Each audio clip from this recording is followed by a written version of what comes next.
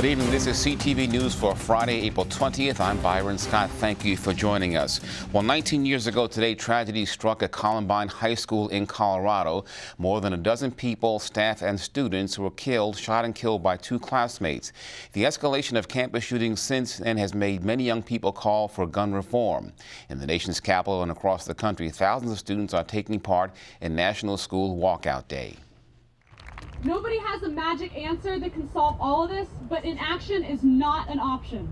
People from across the nation have come to the Capitol for this anniversary, saying enough is enough. Must we regulate the Second Amendment? Enough is enough, yes. It shouldn't be our job to go up and say we shouldn't be killed, because that's the government's job. That's why we have governments. People say that kids shouldn't be saying anything or involved in politics, but this is about us now. This is happening at our schools, this is happening to us, and it shouldn't be. To honor the memory of those lost so many years ago in Columbine, we gather here. Being able to talk about how guns affect their lives, both in their neighborhoods and in schools, and what safety means to them. That's why it's important to me. Teachers, they should really, like a counselor or something, check in with each student just to see how they're doing, how their day, just so things like this don't happen, so they feel like they have somebody to talk to. Definitely don't think that adding more guns into the fray, like arming teachers, is an option.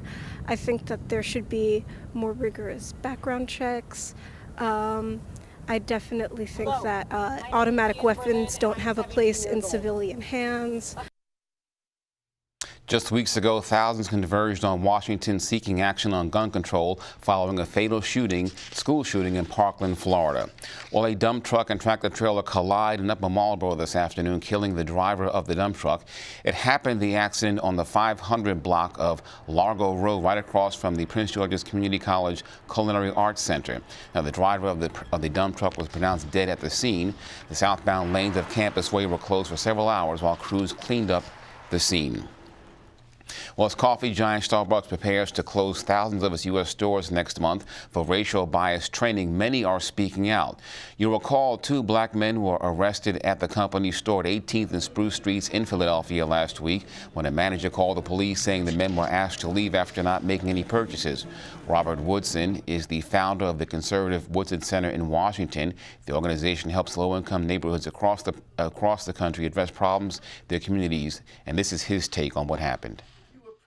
I just think what happened to Starbucks is, again, a continuation of racial grievance.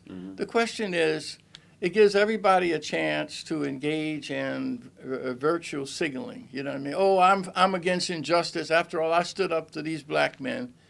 And therefore, now Starbucks is going to close all 8,000 stores for a half a day.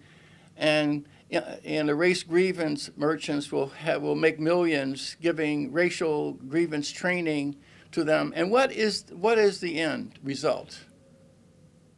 How does it add value to black folks? The end result will be more people will be encouraged to spend more of their money in Starbucks. And everybody's walking around like this is a victory. Well, perhaps it is somewhat of a victory for a black-owned coffee shop in Laurel. It's called More Than Java Cafe and is located on Main Street. Owner Tabitha Clark, who has run the shop for about 3 years, says their sales have tripled since the incident in Philadelphia. Even though most of their customers are regulars, Clark says they have no problem allowing new customers to sit and enjoy themselves. Do it on a case-to-case basis. If you're in here, sometimes we just have to go, and that's the first place you see. And I don't feel like you should turn someone away because of that. So for me, like say case by case, you're not disrupting the customers, you're not disrespecting the environment or anybody else, and that's what you have to do, then that's fine. But we like to say we're so friendly here that I'm pretty sure you're going to buy something. But, we have definitely increased the number of new customers we've had. People have openly told us that is why they are here, and they loved it, and they'll be back. So that's always, always good to hear. Now, Clark will sit on a panel in California next week to discuss the hot topic of racial bias. Well, police are investigating how a student got sick after eating a brownie this morning at a local school. It happened at Flowers High School in Springdale. Investigators say the female student was sent to the health center. Police say 3 other students who also ate the brownie did not get sick. Investigators say that the treat may have contained synthetic marijuana.